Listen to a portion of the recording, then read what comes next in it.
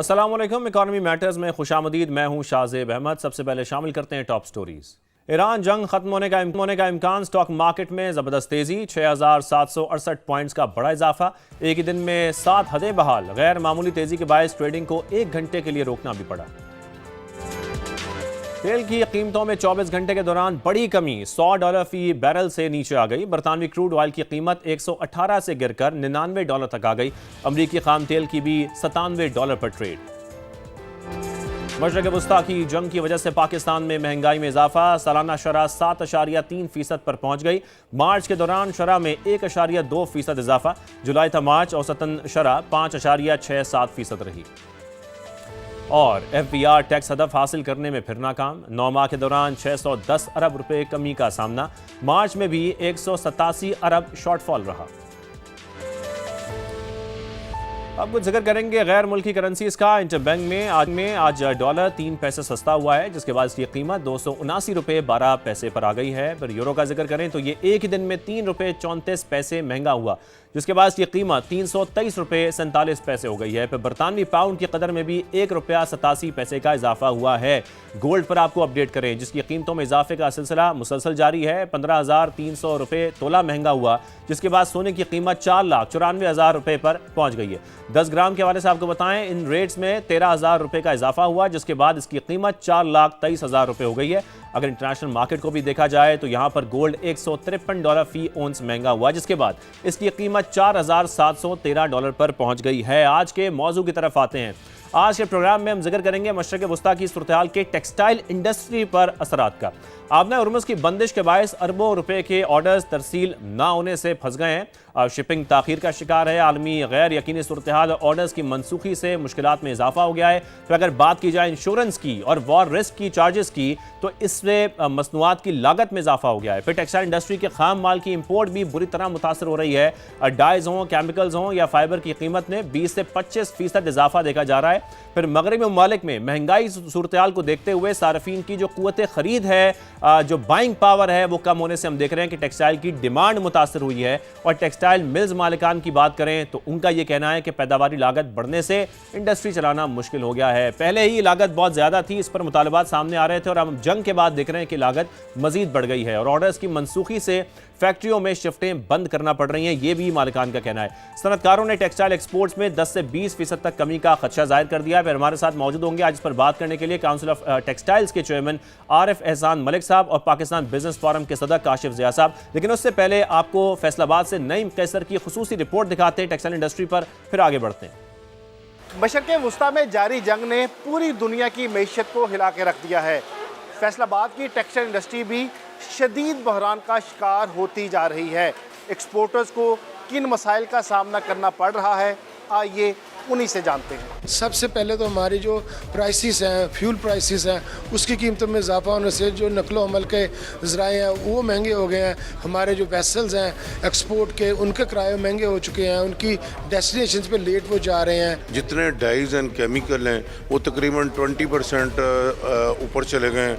जो petroleum product हैं जो उससे बनती है PVA वगैरह दूसरा तीसरा, वो तकरीबन डबल हो गया। पूरी दुनिया इस टाइम क्राइसिस का शिकार है। यूरोपियन यूनियन हो गई, चूँकि हमारा जो सबसे बड़ा बायर है अमेरिका के अंदर इस टाइम, और वार सरचार्ज की वजह से हमारी कॉस्ट जो है पहले ही शिपमेंट्स की बढ़ चुकी है। आने वाले दिन अगर इसी तरह प्रिवेल करते हैं तो ये फिर ज़्यादा टफ सूरत हाल आएगी। फ्रेट जो है मोर देन 100% इंक्रीज़ हो चुके हैं, और जो रॉ मटेरियल्स है वो हमारा ऑलमोस्ट 15 to 20% इंक्रीज़ हो चुका है। एनर्जी कॉस्ट बढ़ चुकी है, इन हाउस फैक्ट्री में भी एनर्जी कॉस्ट बढ़ी हुई है, और डाइंग के ऊपर भी ज़ाहिर एनर्जी कॉस्ट है, तो जो लोकल फ्रेट्स हैं वो भी बढ़ गए हैं। बैनुल-अक़वामी टेक्सटाइल ऑर्डर्स कैंसिल होने से फैक्ट्रियों में शिफ्टें बंद और हज़ारों मजदूर बेरोजगार हो रहे हैं। 3 दिन बाद आज मुझे काम मिला है, तो आप खुद अंदाज़ा लगा लें कि बिजली का बिल भी है, 5,000 बिल आया हुआ है बिजली का, और पेट्रोल भी आप देख लें, और मुल्क में महंगाई भी देख लें, तो हम किस तरह अफोर्ड कर सकते हैं। जो घर में बच्चों की फीसें हैं, वालिदैन की मेडिसिन वगैरह लेनी होती है,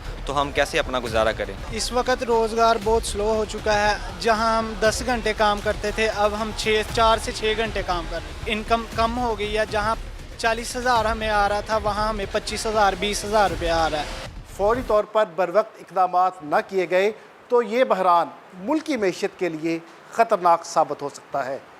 कैमरामैन हाफ़िज़ अवैस के साथ नईम कैसर, समा, फैसलाबाद। नईम कैसर की रिपोर्ट हमने देखी। आरिफ एहसान साहब, मैं पहले आपकी जानिब आऊंगा। जैसे कि हम रिपोर्ट में सुन भी रहे थे, प्रोडक्शन कॉस्ट बढ़ गई है, एनर्जी कॉस्ट बढ़ गई है, फ्रेट कॉस्ट बढ़ गई है, इंपोर्ट कॉस्ट बढ़ गई है। सब कुछ हम देख रहे हैं इस वक्त टेक्सटाइल सेक्टर में। और वैसे तो मशरक़ वुस्ता के बहरान ने हर शोबे को ही ज़ाहिर मुतासर किया है, लेकिन ये जो लीडिंग एक्सपोर्ट सेक्टर है हमारा टेक्सटाइल, ये बहुत शदीद मुतासर हो रहा है। तो एक तो पहले ही ये सेक्टर अंडर परफॉर्म कर रहा था, जंग से पहले भी देख रहे थे बहुत सारे मुतालबात सामने आ रहे थे, और जंग के बाद तो इस सेक्टर का बुरा ही हाल हो रहा है। अब मजीद कितना नुकसान हो सकता है हमारे टेक्सटाइल सेक्टर को? जी आरिफ साहब। जी बिस्मिल्लाहिर्रहमानिर्रहीम, थैंक यू वेरी मच। देखिए, आपने खुद भी हवाला दिया कि ये sector already year on year basis पे अगर हम देखें तो ये डिक्लाइनिंग था, और इसमें बहुत सारी रीजंस थी। लेकिन अभी चूँकि हम बात कर रहे हैं स्पेसिफिक ये जो गल्फ़ वार है इसके हवाले से, तो मैं समझता हूँ कि इसमें सबसे बड़ा जो मामला सामने आया है वो है ऑर्डरिंग में कमी।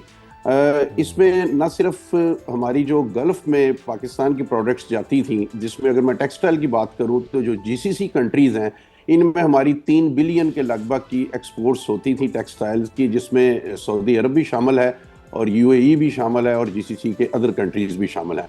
तो एक तो यहाँ पे एक ड्रास्टिक डिक्रीज़ देखने में आई है कि यहाँ पे हमारी जो एक्सपोर्ट्स ऑलरेडी जो बहुत ज़्यादा नहीं थी और ज़्यादा वो डिक्लाइनिंग में चली गई हैं, और ऑर्डरिंग बिल्कुल यहाँ से ज़ीरो है इस वक्त।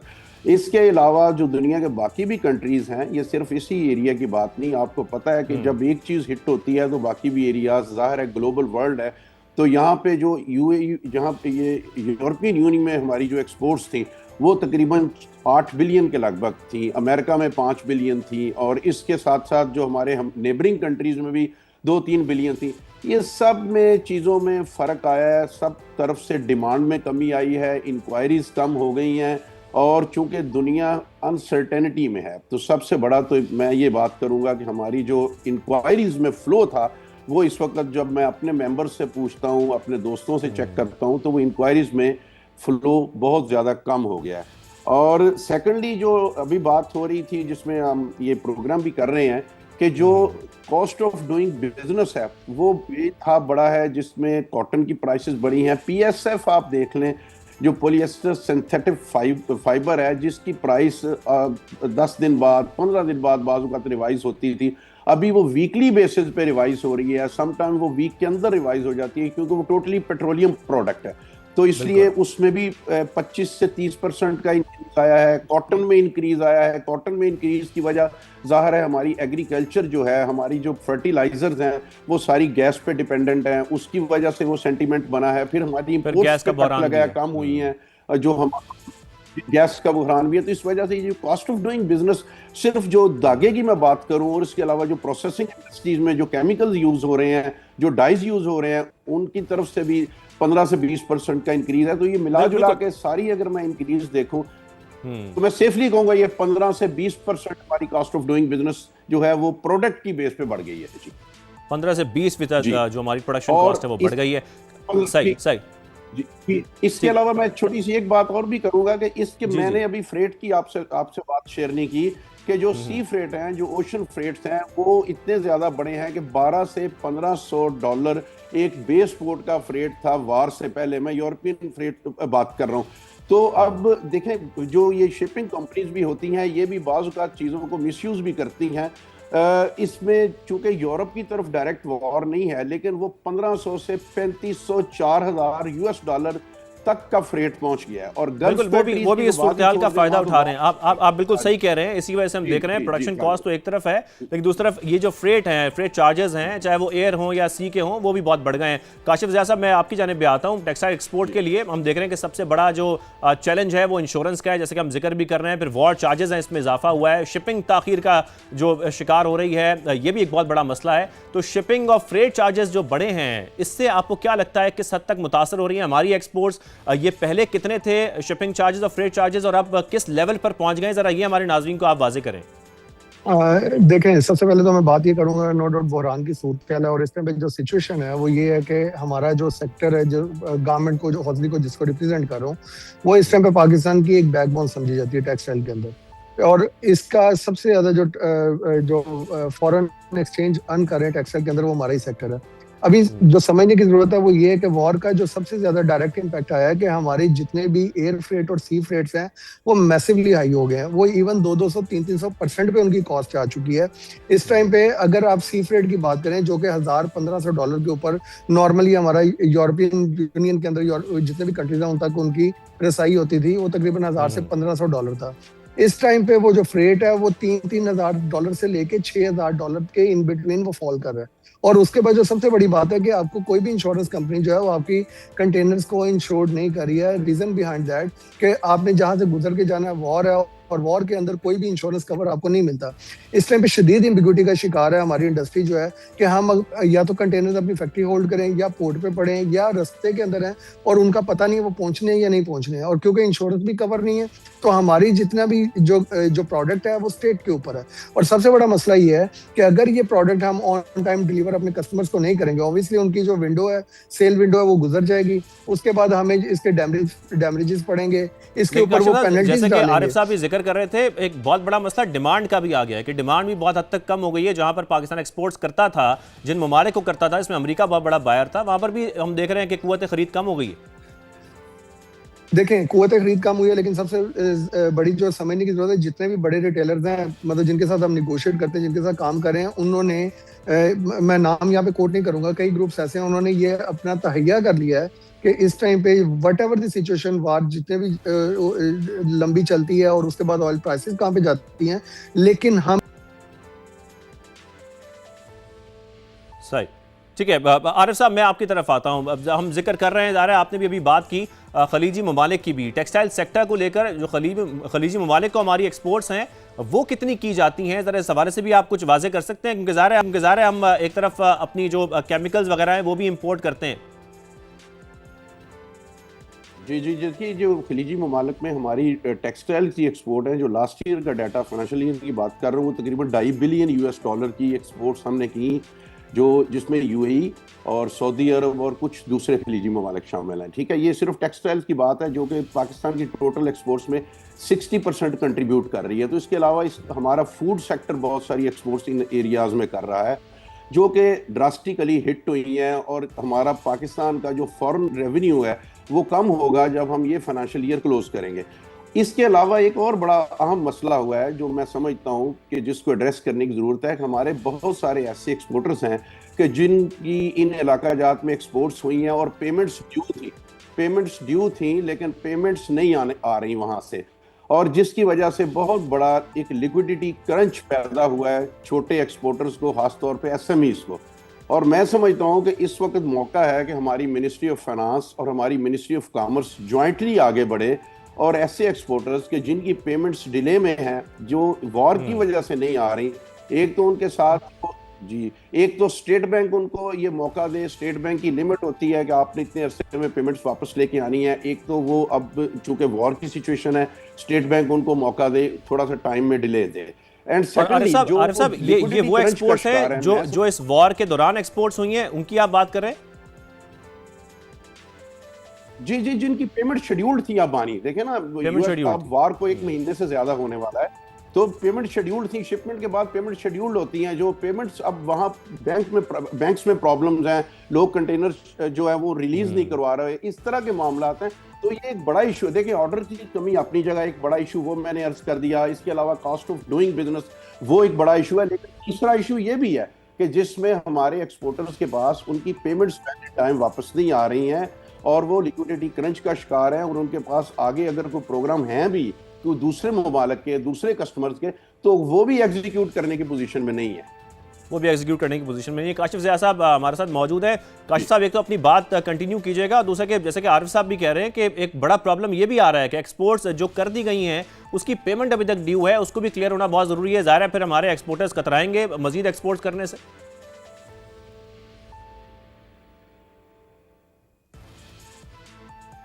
काशिफ ज़िया साहब जी जी जी, काशिफ साहब, आपको आवाज़ आ रही है मेरी? जी, अब आ रही है आवाज़। जी जी, काशिफ साहब, हम यही बात कर रहे हैं कि इस वक्त आरिफ साहब ये जिक्र भी कर रहे हैं कि पिछले 1-1.5 महीने में जब से जंग शुरू हुई है उसमें बहुत सारी एक्सपोर्ट्स ऐसी भी हैं जो हमारे छोटे एक्सपोर्टर्स हैं जो एक्सपोर्ट हो गई लेकिन पेमेंट्स अभी तक ड्यू हैं। तो ये भी एक बड़ा मसला है, एक बड़ा चैलेंज है इस वक्त, जिसकी वजह से हमारी टेक्सटाइल की एक्सपोर्ट्स मुतासर हो रही हैं।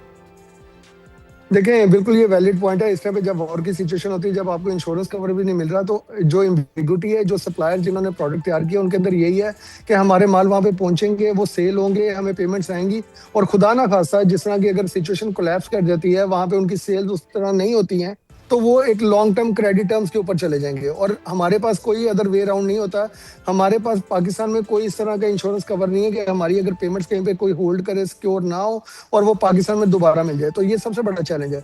लेकिन उसके बाद जो सबसे बड़ा चैलेंज है, एक और चीज मैं आपको बताना चाह रहा हूँ कि इस टाइम पे जितना भी बड़े रिटेलर जो बैठे हुए हैं, उन्होंने कहा जी हम अपनी प्राइसेस, चाहे ऑयल प्राइसेस जहाँ पे भी जाती हैं, हमने अपनी प्राइसेस, अपनी प्रोडक्ट सस्ते अपने मुल्क में लेकर आनी है। और अनफॉर्चुनेटली हमारा कंट्री इस तरह का है कि हमारे इस टाइम पे स्पिनिंग में जितने भी यार्न की एक तो शॉर्टेज कर दी गई है। क्या आपको कॉटन अवेलेबल नहीं है? कॉटन को क्या उठा के कोई और ले गया? आपकी कॉटन की अवेलेबिलिटी नहीं है, आपकी कॉटन की प्राइसेस ऊपर चली गई हैं, आपकी यार्न की मटेरियल जो है वो अवेलेबल नहीं है। हमें इतने बड़े सीवियर किस्म के चैलेंजेस है कि जैसे ही कोई इस तरह की सिचुएशन ग्लोबली होती है और पाकिस्तान में साथ ही इस तरह के माफिया जो है वो सरगर्म हो जाते हैं।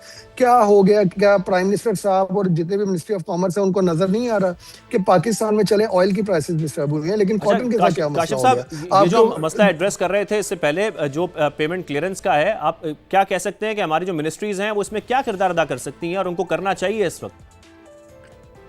देखें, मिनिस्ट्रीज तो इस टाइम पे देखें, ये क्लियर बात है कि आपने अगर कभी इंश्योरेंस कंपनीज जो हैं उनके अगर वो चीज़ें टर्म्स एंड कंडीशन पढ़ी हो तो उसमें क्लियर कट लिखा होता है कि अगर वॉर की सिचुएशन होगी या कोई इस तरह का कोई आफत आ जाती है, उसके अंदर वो इंश्योरेंस कवर नहीं होते हैं। तो सेम वे में अगर कस्टमर वहाँ पे डिफॉल्ट कर जाते हैं, कस्टमर बैंकक्रप्ट हो जाते हैं या उनकी प्रोडक्ट सेल नहीं होती है, तो हमारी मिनिस्ट्रीज भी उसके अंदर कुछ नहीं कर सकती। हाँ, ये एक मिनिस्ट्रियल लेवल के ऊपर कंट्री टू कंट्री उनसे निगोशिएट कर सकते हैं, लेकिन एज ए इंडिविजुअल बेसिस के ऊपर ये बहुत बड़ा रिस्क खड़ा है। और हमारे जो जितने भी एक्सपोर्टर हैं वो इस टाइम पे हेजिटेट कर रहे हैं कि या तो वो ऑर्डर नहीं पकड़े हैं, और अगर वो ऑर्डर पकड़ते हैं तो उसके अंदर उनको ये खदशा है कि हमारी अगर प्रोडक्ट डिलीवर ना हुई या पहुंची ना, तो हमें उसकी पेमेंट भी नहीं मिलेगी, या रास्ते में हो सकता है हमें अपनी प्रोडक्ट जो है वो भी सिक्योरिटी रिस्क के ऊपर है कि वो ना हम तक पहुंच सके, ना ही हमारे जो कस्टमर है उन तक पहुंच सके। बिल्कुल आरिफ साहब, अब जैसा कि ये खदशा भी जाहिर किया जा रहा है, ये तो प्रॉब्लम है ही हमारी एक्सपोर्ट्स में, लेकिन ज़ाहिर जो प्रोडक्शन कॉस्ट जिसकी आप भी बात कर रहे थे, बिजली के जो रेट्स हैं वो मुस्तकबिल में मजीद बढ़ सकते हैं, ऐसा खदशा जाहिर किया जा रहा है मुसलसल। फिर गैस सप्लाई हमारी किस हद तक मुतासर हो गई है, इससे जो हमारी टेक्सटाइल मिले हैं वो तो एक उनको बड़ा झटका लगेगा आने वाले वक्त में, यानी कि मुस्तकबिल करीब में वो किस हद तक इसको बर्दाश्त कर सकेंगी जब डिमांड खुल भी जाएगी उसके बाद भी? देखिए, मैं अब जो वक्त रह गया है इस प्रोग्राम में, मैं उसको अब थोड़ा सोल्यूशन की तरफ इस्तेमाल करना चाह रहा हूँ, क्योंकि हमने मसाइल का जिक्र किया ना कि ये वजूहत हैं। हमारी कॉस्ट ऑफ डूइंग बिजनेस बढ़ गई, फ्रेट बढ़ गई, एनर्जी कॉस्ट बढ़ गई, रॉ मटेरियल बढ़ गया, और उसमें what ever the reason is के हमारी लोकल पॉलिटिक्स भी हुई होगी, लेकिन बहरहाल स्कार्सिटी ऑफ दी प्रोडक्ट्स भी मौजूद है। हमारी इंपोर्ट्स कम हुई हैं, जो हम कॉटन पहले बाहर से मंगवा रहे थे, कॉटन यार्न मंगवा रहे थे, वो भी कम हुआ है। ये सारी चीज़ें इसमें हुई हैं और हमारे ऑर्डर्स भी कम हुए हैं, लेकिन इसके साथ साथ जैसे वो कहते हैं कि every cloud has a silver line, मतलब हर चीज़ में आप ब्लेसिंग एंड डिसगाइज ढूंढते हैं।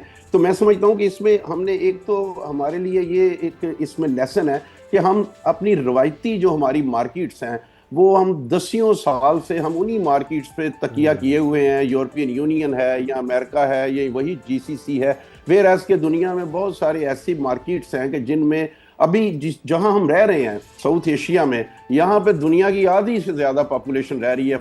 अगर मैं फार ईस्ट को भी इसमें डाल लूँ तो क्यों हमारे ट्रेड मिशन इन इलाकों में काम नहीं करते? हमारे इस वक्त 52 से ज़्यादा ट्रेड मिशन हैं जो मिनिस्ट्री ऑफ कॉमर्स को जवाबदेह हैं।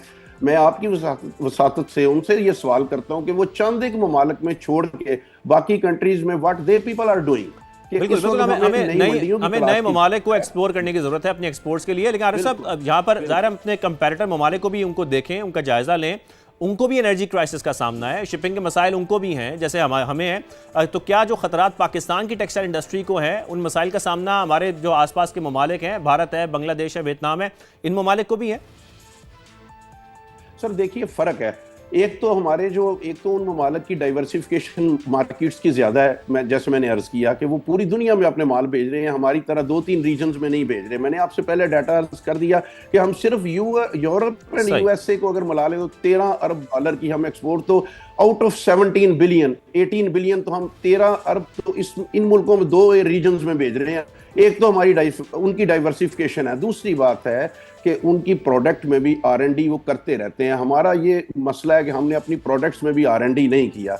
तो ये चैलेंजेस हैं जो हमें इसमें जो हमें ब्लेसिंग इन डिस्गाइज, बिल्कुल हमें रिसर्च डेवलपमेंट करने की जरूरत है। आखिर में काशिफ ज़िया साहब, मैं एक बात मैं और करूंगा सर, जी प्लीज जी मैं अर्ज करूंगा कि देखिए गवर्नमेंट ने एक एग्जिम बैंक बनाया हुआ है, जिसमें एग्जिम बैंक की एक पॉलिसी है कि वो बायर की इंश्योरेंस, जैसे अभी हमारे दोस्त काशिफ साहब कह रहे थे कि बहुत सारे मसाइल हैं इंश्योरेंस के हवाले से, तो मैं ये आपकी वसातत से एग्जिम बैंक के जो लोग हैं उनको, प्रेसिडेंट एग्जिम बैंक को ये कहूंगा कि सर वेयर आर यू, कि इस वक्त तो आपके पास फंड्स भी मौजूद हैं और आपका एक्सपोर्टर इस वक्त जो है लैक ऑफ फंड्स का शिकार है, उसके पास फंडिंग नहीं है, उसकी पेमेंट्स रुक चुकी हैं, तो आप एग्जिम बैंक से उसके बायर की इंश्योरेंस को कवर कीजिए। ये एग्जिम बैंक की पॉलिसी का एक हिस्सा है। तो आप मतलब आगे आइए, इस वक्त हमें मदद की जरूरत है, उनको आगे आने की जरूरत है। काशिफ ज़िया साहब, लास्ट में आपसे भी कमेंट चाहता हूँ, आप कैसे सम अप करेंगे इस वक्त, आपके क्या मुतालबात है, तजावीज़ हैं हुकूमत के लिए इस बहरान में?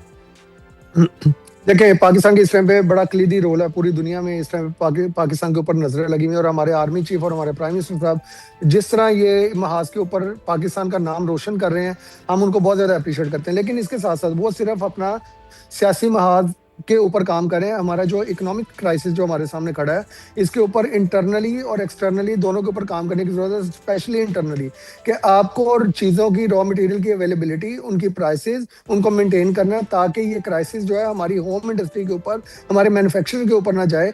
तो मेरी मिनिस्ट्री ऑफ कॉमर्स, मेरे प्राइम मिनिस्टर साहब से, आर्मी चीफ साहब से ये गुजारिश है कि नो डाउट हमारी ऑयल की प्राइसेस ऊपर जा रही हैं, हम आपके साथ खड़े हैं, लेकिन इसके साथ साथ हमारे रॉ मटेरियल की जो अवेलेबिलिटी है, कॉटन की प्राइसेस जो है, यार्न की अवेलेबिलिटी जो है, और उसके ऊपर जो अदर फैक्टर्स हैं जिनके ऊपर ऑयल प्राइसेस इफेक्ट नहीं करती, खुदारा उनको देखें कि उनको आपने किस तरह मेंटेन रखना है और उनकी अवेलेबिलिटी किस तरह मेक श्योर करनी है।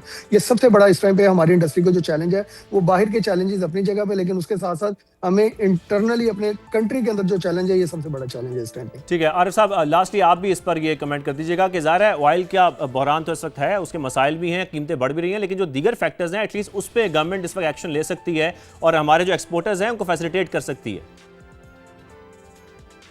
जी मैंने अर्ज कर दिया, उसमें दो एक चीज़ें मैंने कर दी कि मिनिस्ट्री ऑफ फाइनेंस और मिनिस्ट्री ऑफ कॉमर्स को खुल के सामने आना चाहिए और एग्जिम बैंक को एक्टिवेट करना चाहिए। और उसके अलावा पाकिस्तान की एक जो मैं अर्ज करूँ कि बहुत सारे दुनिया के ममालिक जो हैं वो स्ट्रेटेजिक रिजर्व्स रखते हैं ऑयल के, इन जैसे हालात में कि जब कभी ऑयल की सप्लाईज कम हो तो पाकिस्तान के पास अनफॉर्चुनेटली स्ट्रेटेजिक रिजर्व्स नहीं होते, तो वो भी इसमें वो नेक्स्ट टाइम्स के लिए, ऐसे मुश्किल औकात के लिए वो रिजर्व रखने शुरू करें, ताकि इस हवाले से जब भी ऐसा क्राइसिस आए तो हम उसको फेस कर सकें। बाकी मैं अप्रिशिएट करता हूं अपनी गवर्नमेंट। ठीक है, आप अप्रिशिएट करते हैं, thank you very much. Arif एहसान मलिक साहब, काशिफ ज़िया साहब, आप दोनों ने हमें शो में ज्वाइन किया। शो का वक्त खत्म होता है, इकॉनमी मैटर्स से मुझे इजाजत दीजिए, अल्लाह हाफिज़।